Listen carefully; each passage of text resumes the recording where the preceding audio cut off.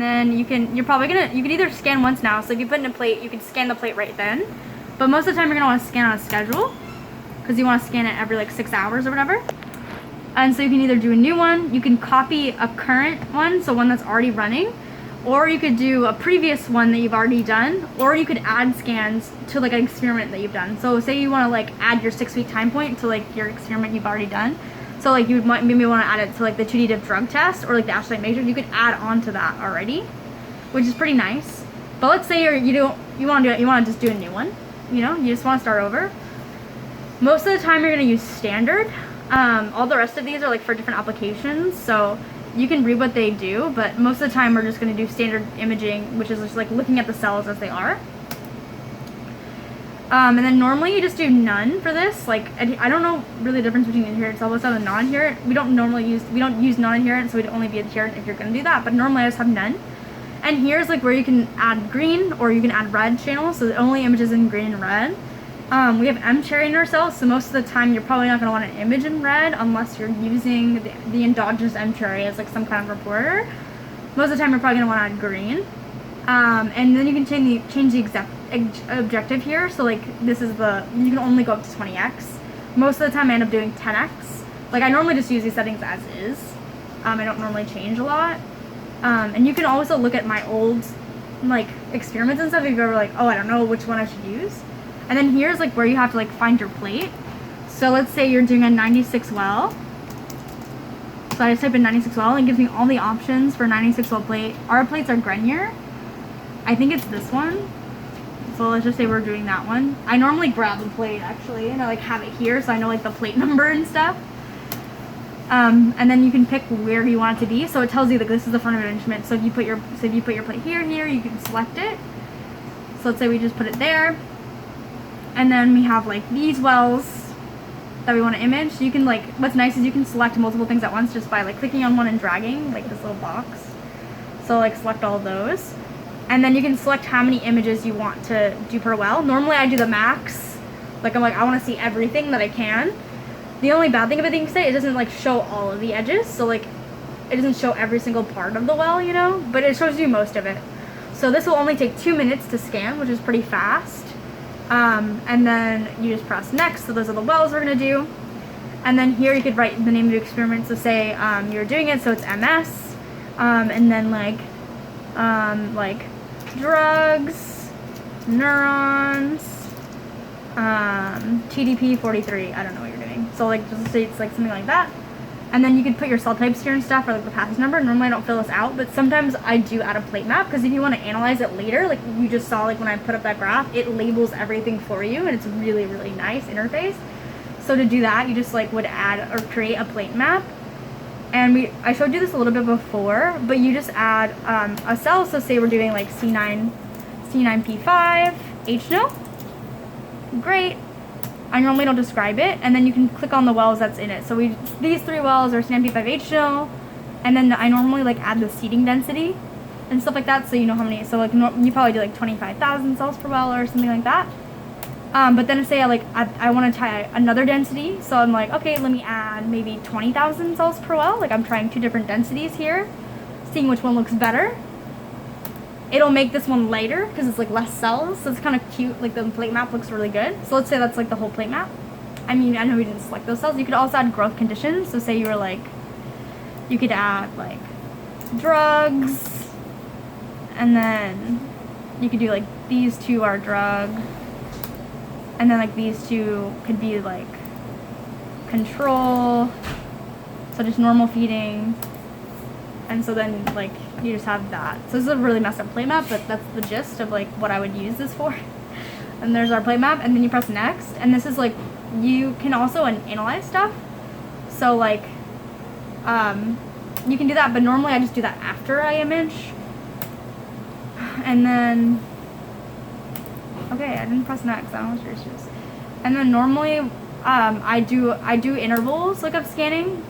Most of the time it's every 6 to 12 hours. Like I don't really image that often.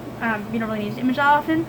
The only thing that you should keep in mind is that when you put in your plate, the incubator has a lot of humidity, so it will fog up. So you just want to like leave it in there for like 30 minutes to an hour before you take your first image. and you never want to feed right before you image, because then like it's really turbulent, so like you're gonna like muck up a lot of stuff and the image won't be very clear.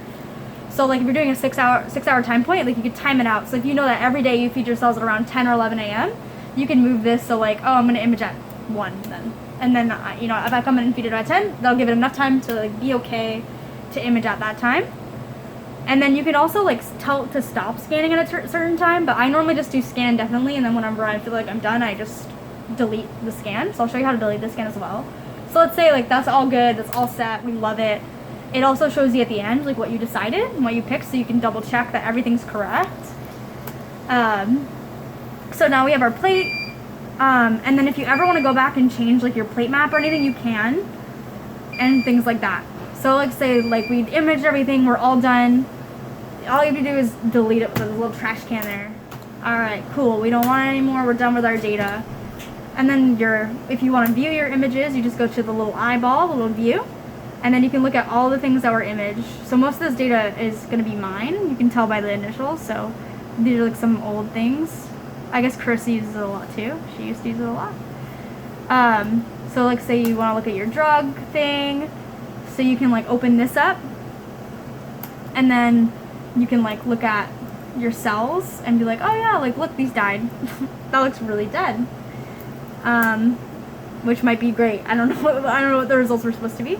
You can also look up information on the plate, so it shows like your plate map here.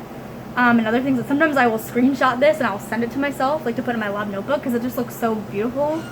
And then like if you ever want to analyze anything, you can launch analysis here. So you could always use something that I've made, so you can do copy existing. And this one's my AB neurons in phase. And then we can like look at one of the wells. Let me see like what well looks okay. Bro, just zoom in. I think this is good. I don't know. I'm doing this really fast. But then we can preview my mask on this.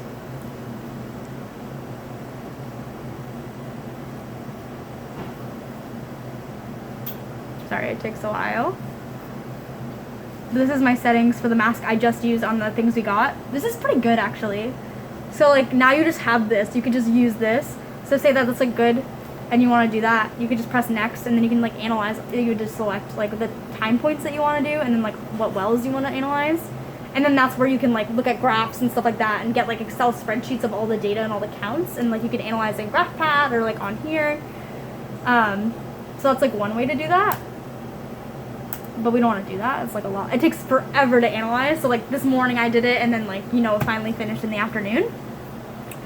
You can also like, if you have multiple channels, you can turn channels off here. So, I mean, we want to look at phase, but sometimes it's red channel and it, like, it's really bright. So sometimes I turn it off just to look at the cells in phase.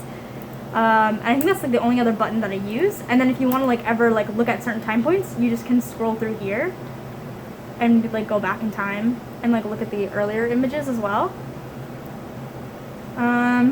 And then, oh, I think the other thing would be like if you want to export images, you would click this little picture button, and then you want them as displayed, and then you can select which wells you want. So say you want this one and this one for whatever reason.